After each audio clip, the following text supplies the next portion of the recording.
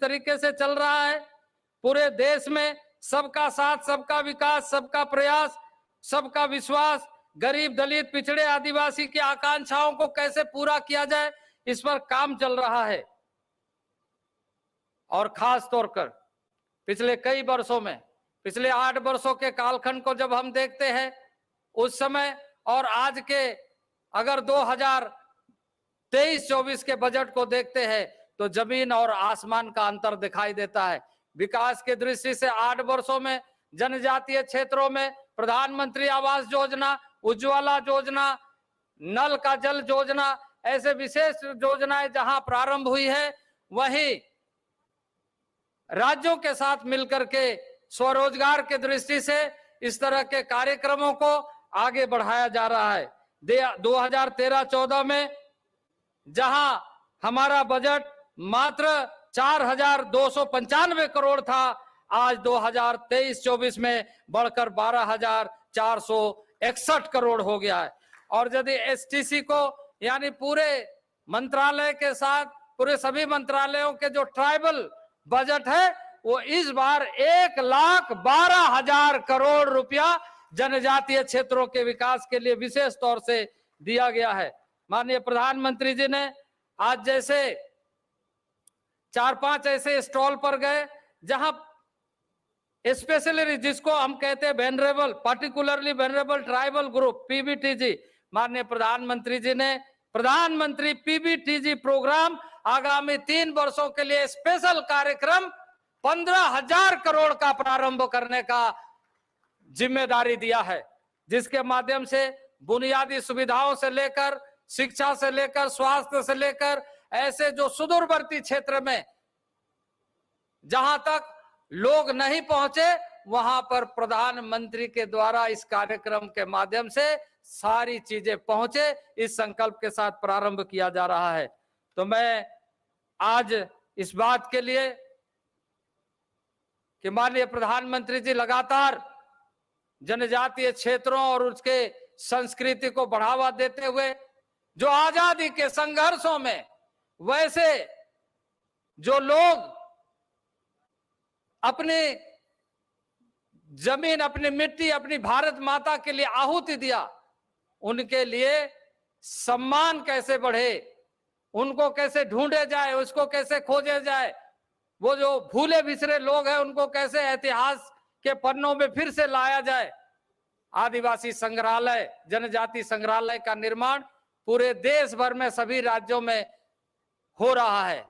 और सबसे बड़ी बात है कि स्वतंत्रता सेनानी भगवान बिरसा मुंडा के जन्मदिन को आज देशवासी और खासकर जनजातीय समाज गौरव दिवस के रूप में मना रहा है।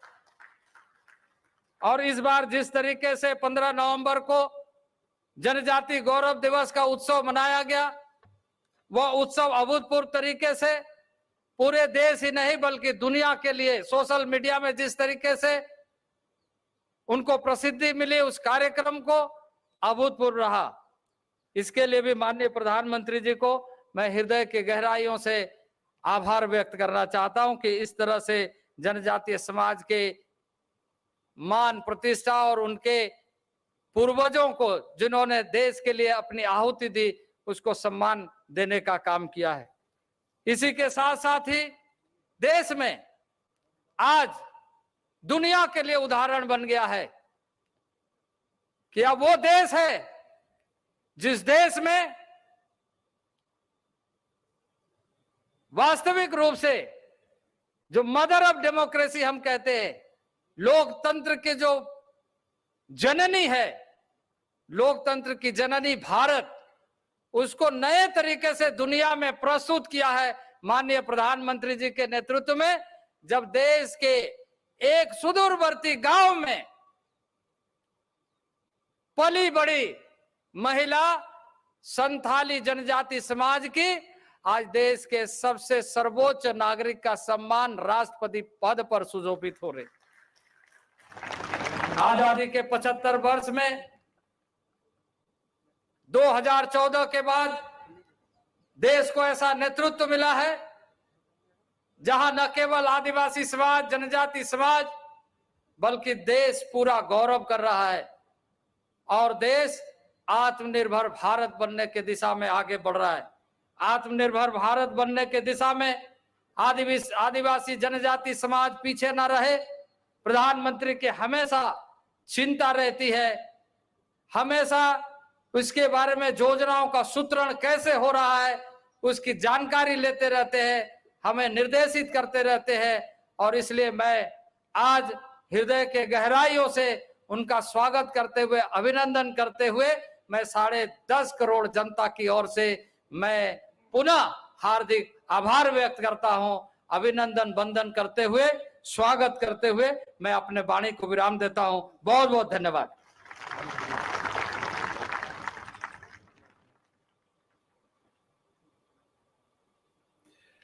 बहुत बहुत आभार माननीय श्री अर्जुन मुंडा जी का। दिव्य सज्जनों, हमारी जनजातीय संस्कृति, उसकी परंपराएं, उसकी प्रदर्शन कलाएं बहुत अनूठी हैं, बहुत ही विलक्षण हैं। भारत सरकार के संस्कृति मंत्रालय के सौजन्य से देश के विभिन्न हिस्सों से आए हमारे जनजातीय कलाकार आपके समक्ष उसी आकर्षक संस्कृति की झलक प्रस्तुत करने जा रहे हैं। इसे कोरियोग्राफ किया है वरिष्ठ नृत्यांगना और कोरियोग्राफर रानी खानम ने। इसमें शामिल हैं असम का बागुरम्बा, छत्तीसगढ़ का पंथी, तेलंगाना का गुसाडी, मध्य प्रदेश का बैगा परधौनी, सिक्किम का तमांग सेलो, गुजरात का सिद्धि धमाल, पश्चिम बंगाल का पुरुलिया छाओ और उत्तराखंड का हारुल नृत्य। आइए देखें अतुल्य जनजातीय संस्कृति के ये आकर्षक रंग।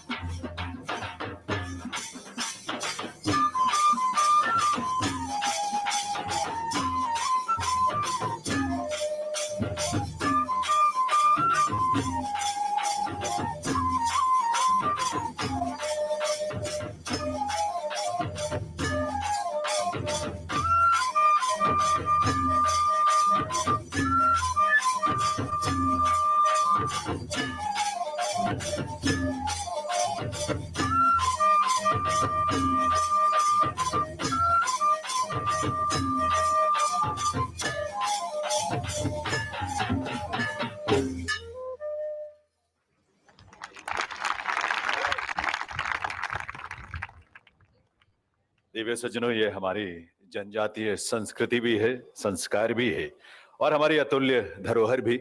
आप सबका आभार आपके स्नेह के लिए। दिव्य सज्जनों, आज जब हम ये देखते हैं, महसूस करते हैं, माननीय प्रधानमंत्री महोदय की सोच ने, उनके चिंतन ने, उनके विजन ने कैसे हमारे जनजातीय समाज को सुख, समृद्धि और सम्मान से जीने का अवसर दिया है, तो स्वतः ही माननीय प्रधानमंत्री महोदय की दूरदृष्टि और उनकी संवेदनशीलता के प्रति हम नतमस्तक हो जाते हैं। आइए आप सबके सम्मान भरी करतल ध्वनि के साथ निवेदन करें माननीय प्रधानमंत्री श्री नरेंद्र मोदी जी से कि वे इस अवसर पर आज पुनः हम सबका मार्गदर्शन करें और अपने संबोधन से हम सबको कृतार्थ करें। माननीय प्रधानमंत्री महोदय।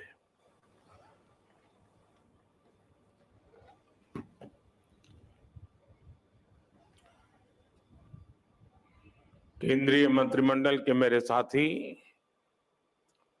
अर्जुन मुंडा जी, फगन सिंह कुलस्ते जी, श्रीमती रेणुका सिंह जी, डॉक्टर भारती पवार जी, विश्वेश्वर टूडू जी, भाव और देश के अलग अलग राज्यों से आए मेरे सभी आदिवासी भाई और बहनों, आप सभी को आदि महोत्सव की बहुत बहुत शुभकामनाएं। आजादी के अमृत महोत्सव में आदि महोत्सव देश की आदि विरासत की भव्य प्रस्तुति कर रहा है। अभी मुझे मौका मिला देश की आदिवासी परंपरा की इस गौरवशाली झांकी को देखने का। तरह तरह के रस, तरह तरह के रंग, इतनी खूबसूरत पोशाकें, इतनी गौरवमयी परंपराएं, भिन्न भिन्न कलाएं, भिन्न भिन्न कलाकृतियां, भांति भांति के स्वाद, तरह तरह का संगीत। ऐसा लग रहा है जैसे भारत की अनेकता, उसकी भव्यता कंधे से कंधा मिलाकर एक साथ खड़ी हो गई है। ये भारत के उस अनंत आकाश की तरह है जिसने उसकी विविधताएं इंद्रधनुष के रंगों की तरह उभर करके सामने आ जाती है।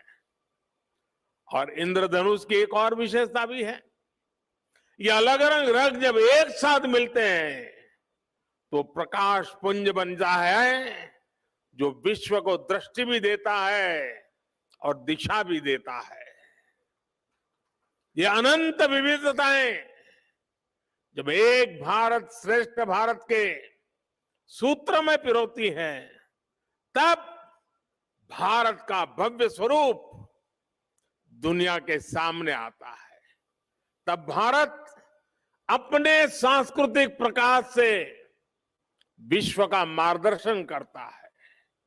ये आदि महोत्सव विविधता में एकता, हमारे उस सामर्थ्य को नई ऊंचाई दे रहा है। ये विकास और विरासत, विकास और विरासत के विचार को और अधिक जीवंत बना रहा है। मैं अपने आदिवासी भाई बहनों को और आदिवासी हितों के लिए काम करने वाली संस्थाओं को इस आयोजन के लिए बधाई देता हूं।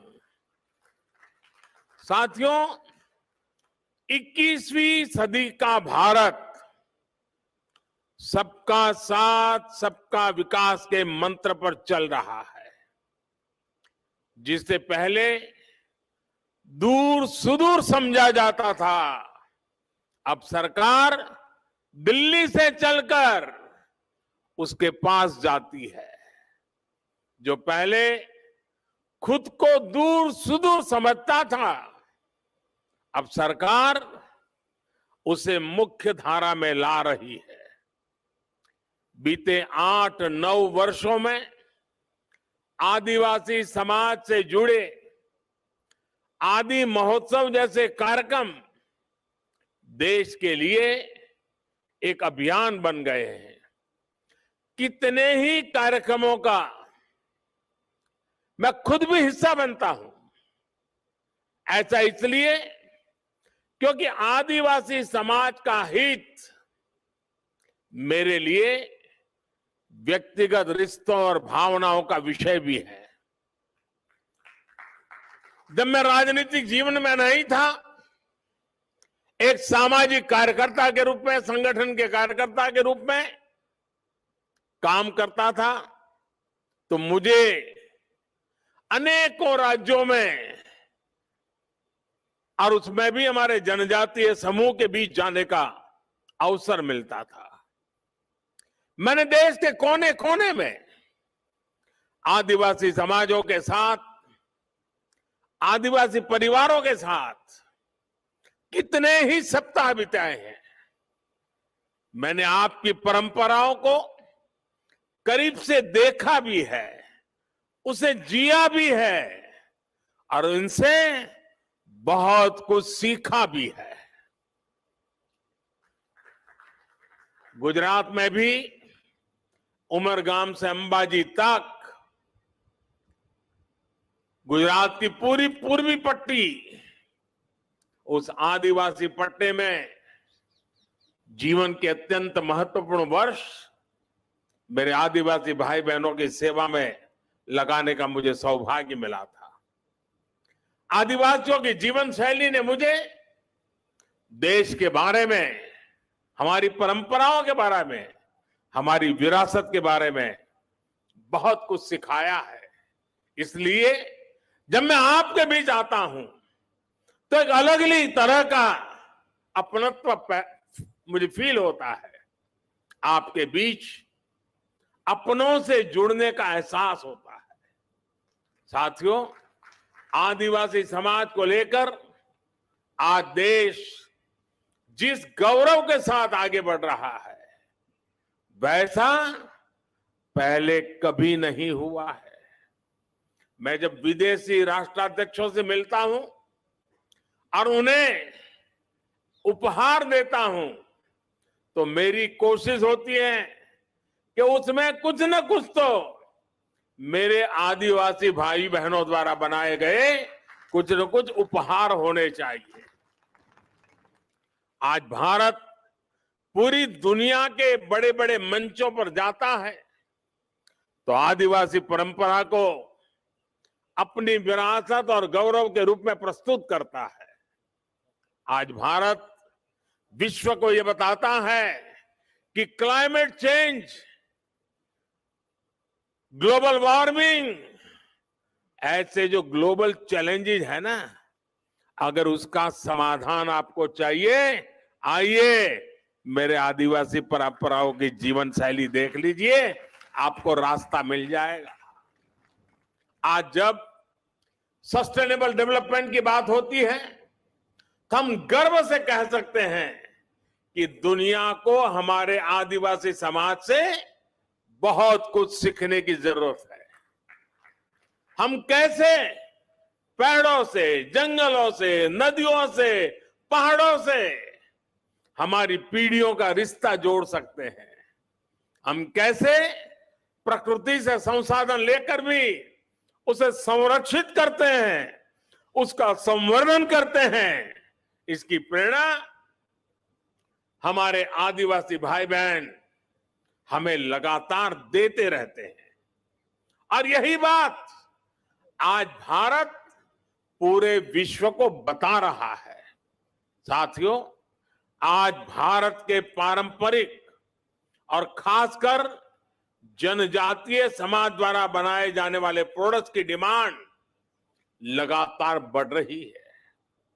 आज पूर्वोत्तर के प्रोडक्ट्स विदेशों तक में एक्सपोर्ट हो रहे हैं। आज बैम्बू से बने उत्पादों की लोकप्रियता में तेजी से वृद्धि हो रही है। आपको याद होगा, पहले की सरकार के समय बैम्बू को काटने और उसके इस्तेमाल पर कानूनी प्रतिबंध लगे हुए थे।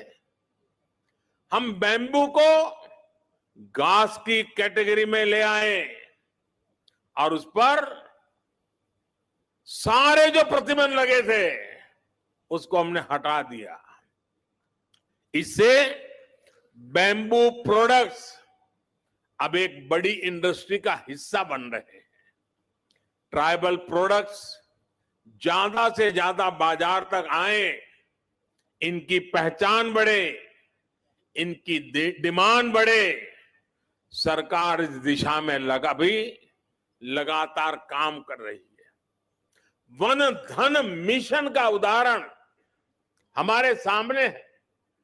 देश के अलग अलग राज्यों में 3000 से ज्यादा वन धन विकास केंद्र स्थापित किए गए हैं। 2014 से पहले ऐसे बहुत कम लघु वन उत्पाद होते थे जो एमएसपी के दायरे में आते थे। अब ये संख्या बढ़कर 7 गुना हो गई है। अब ऐसे करीब 90 लघु वन उत्पाद है जिन पर सरकार मिनिमम सपोर्ट प्राइस एमएसपी दे रही है। 50,000 से ज्यादा वनधन स्वयं सहायता समूह के जरिए लाखों जनजातीय लोगों को इसका लाभ हो रहा है।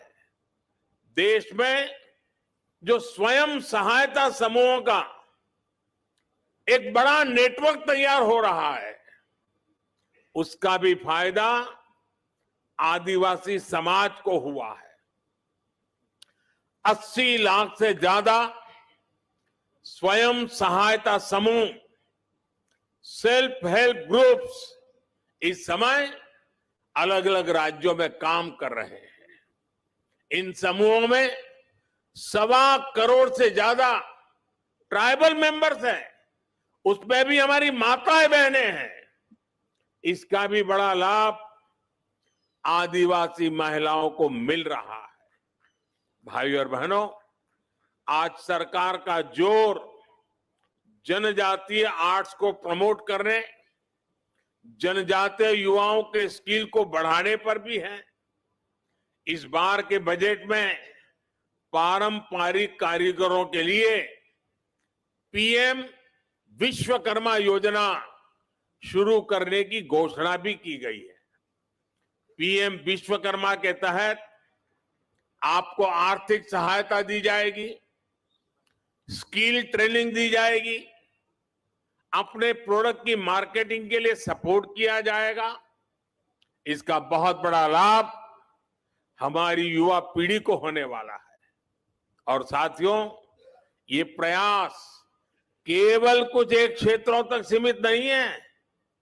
हमारे देश में सैकड़ों आदिवासी समुदाय है। उनकी कितनी ही परंपराएं और हुनर ऐसे हैं जिनमें असीम संभावनाएं छिपी है। इसलिए देश में नए जनजातीय शोध संस्थान भी खोले जा रहे हैं। इन प्रयासों से ट्राइबल युवाओं के लिए अपने ही क्षेत्रों में नए अवसर बन रहे हैं।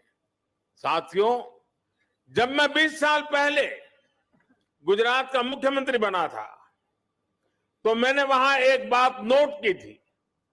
वहां आदिवासी बेल्ट में जो भी स्कूल थे, इतना बड़ा आदिवासी समुदाय था, लेकिन पिछली सरकारों को आदिवासी क्षेत्रों में साइंस स्ट्रीम की स्कूलें बनाने में प्राथमिकता नहीं थी।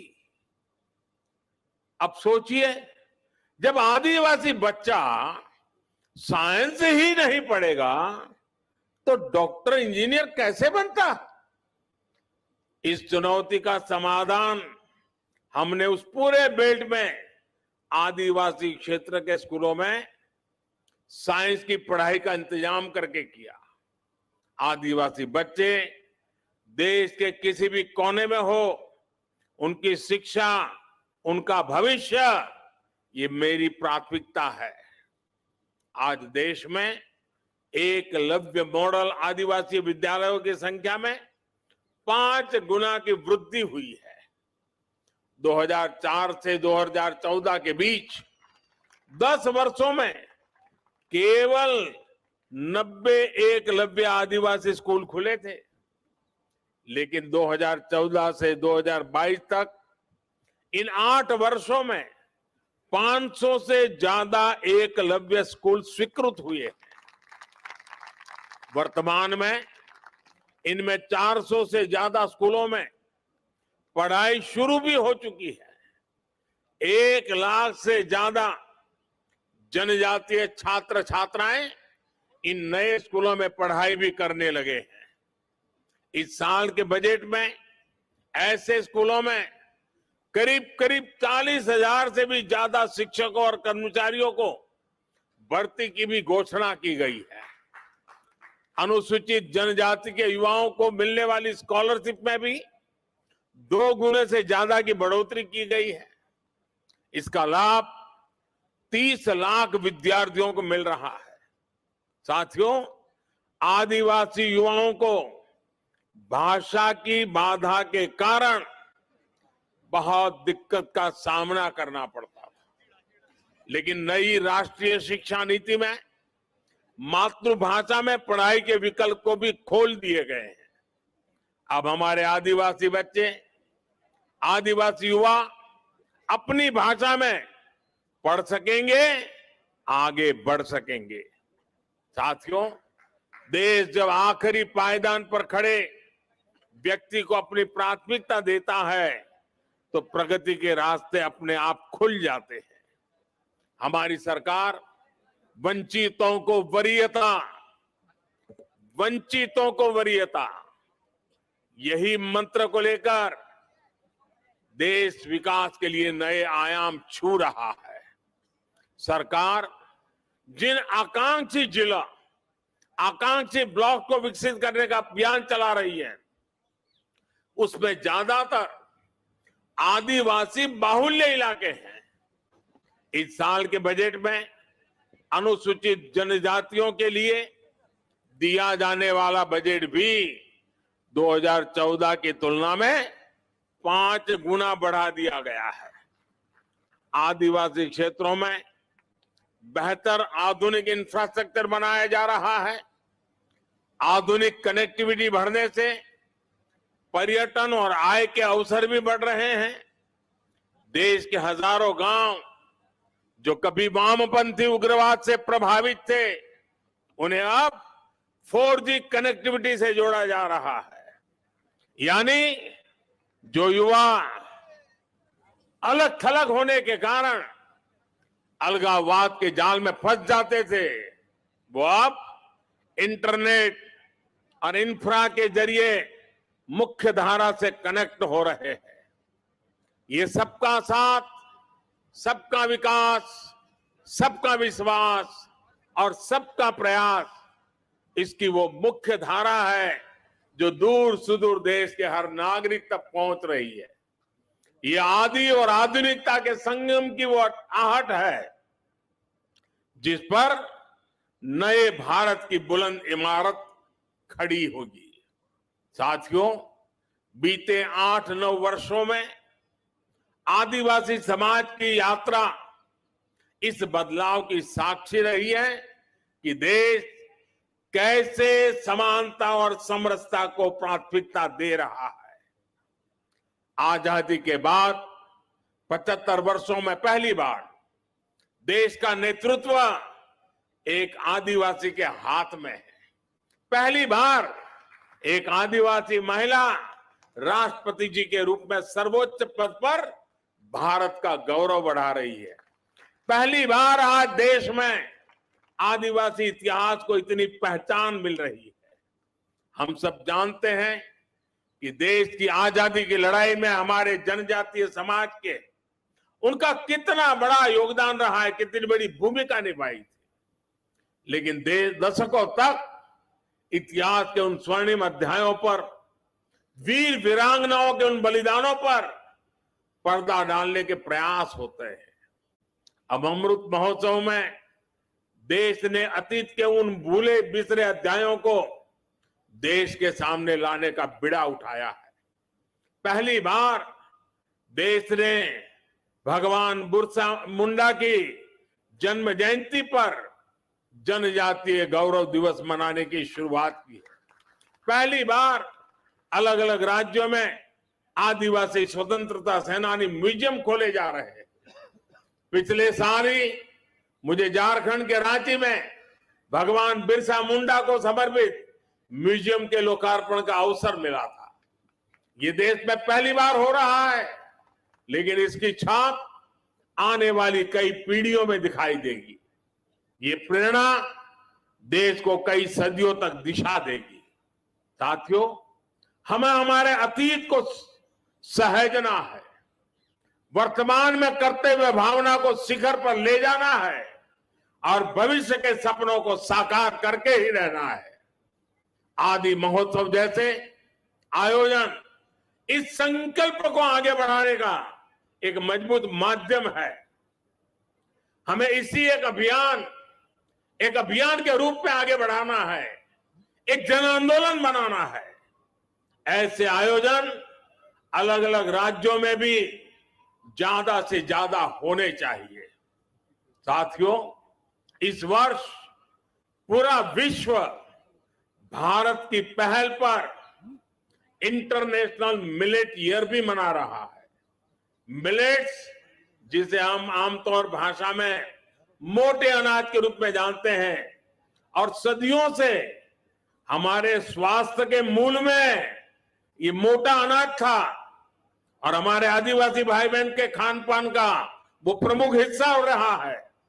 अब भारत ने ये मोटा अनाज, जो एक प्रकार से सुपर फूड है, इस सुपर फूड को श्री अन्न की पहचान दी है।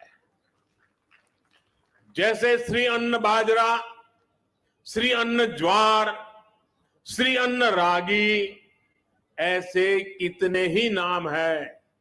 यहाँ के महोत्सव के फूड स्टॉल पर भी हमें श्री अन्न का स्वाद और सुगंध देखने को मिल रही है। हमें आदिवासी क्षेत्रों के श्री अन्न का भी ज्यादा से ज्यादा प्रचार प्रसार करना है। इसमें लोगों को स्वास्थ्य का लाभ तो होगा ही, आदिवासी किसानों की आय भी बढ़ेगी। मुझे भरोसा है अपने इन प्रयासों से हम साथ मिलकर विकसित भारत के सपने को साकार करेंगे। और जब मैं आज मंत्रालय ने दिल्ली में इतना बड़ा आयोजन किया है, देश भर के हमारे आदिवासी भाई बहन अनेक विविधता पूर्ण चीजें बना करके यहां लाए हैं। खास करके खेत में उत्पादन उत्तम चीजें यहां लेकर के आए हैं। मैं दिल्ली वासियों को, हरियाणा के नजदीक के गुरुग्राम वगैरह इलाके के लोगों को, उत्तर प्रदेश के नोएडा गाजियाबाद के लोगों को आज यहां से सार्वजनिक रूप से आग्रह करता हूं, जरा दिल्ली वासियों को विशेष आग्रह करता हूं कि आप बड़ी तादाद में आइए। आने वाले कुछ दिन ये मेला खुला रहने वाला है। आप देखिए, दूर सुदूर जंगलों में इस देश की कैसी कैसी ताकतें देश का भविष्य बना रही है। जो लोग हेल्थ कॉन्शियस है, जो डाइनिंग टेबल की हर चीज में बहुत ही सतर्क है, विशेष करके ऐसी माताओं बहनों से मेरा आग्रह है कि आप आइए। हमारे जंगलों की जो पैदावारें हैं वो शारीरिक पोषण के लिए कितनी समृद्ध है, आप देखिए, आपको लगेगा और भविष्य में आप लगातार वहीं से मंगवाएंगे। अब जैसे यहां हमारे नॉर्थ ईस्ट की हल्दी है, खास करके हमारे मेघालय से, उसके अंदर जो न्यूट्रिशनल वैल्यूज हैं, वैसी हल्दी शायद दुनिया में कहीं नहीं है। अब जब देखते हैं, पता चलता है, तो लगता है हाँ, अब हमारे किचन में यही हल्दी हम उपयोग करेंगे। और इसलिए मेरा विशेष आग्रह है, दिल्ली, हरियाणा और उत्तर प्रदेश के जो इलाके यहाँ पास पास में हैं, वो यहाँ आए। और मैं तो चाहूंगा दिल्ली दम दिखाएं कि मेरे आदिवासी भाई बहन जो चीजें लेके आए हैं, एक भी चीज उनको वापस ले जाने का मौका नहीं मिलना चाहिए। सारे के सारे यहां बिक्री हो जानी चाहिए। उनको एक नया उत्साह मिलेगा, हमें एक संतोष मिलेगा। आइए हम मिलकर के इस आदि महोत्सव को चिरस्मरणीय बना दे, यादगार बना दे, बहुत सफल बना करके रखें। आप सबको मेरी तरफ से बहुत बहुत शुभकामनाएं, बहुत बहुत धन्यवाद।